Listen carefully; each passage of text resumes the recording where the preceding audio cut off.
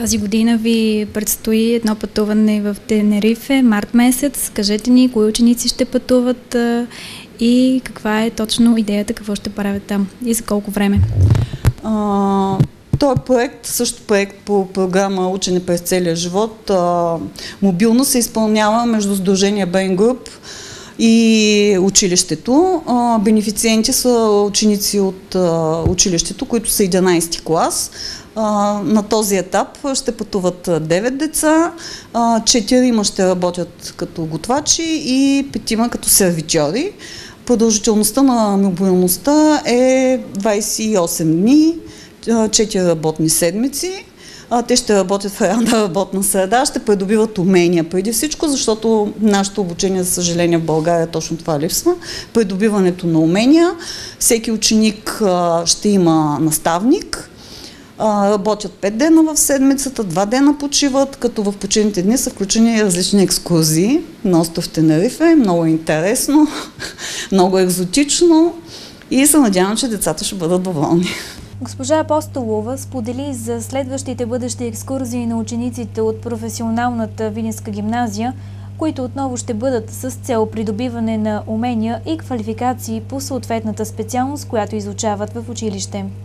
Планувате ли и други пътувания на ученици от професионалната гимназия в чужбина с цел придобиване на умения и квалификация в специалността, в която се обучават? Да, училището отново е спечелило за пореден път проект пак по програма Мобилност. Той е предназначен за всички специалности, като са предвидени 3 мобилности. Първата мобилност е в Италия, в град Римини, където ще пътуват 10 ученика. Те ще работят в областта на хотелиерството и съответно учениците, които ще ходят, са точно от тези паралелки.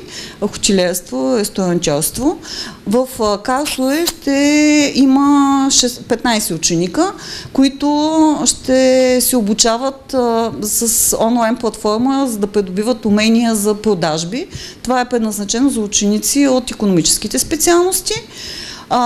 В Англия, в град Портсмут, ще пътуват също 10 ученика, които ще се обучават в онлайн продажби на електронни изделия. Най-меко казано, нарочно е наблегнато на умения за продажби, защото това липсва. Не е така добре включено в учебните програми и учениците нямат такива умения.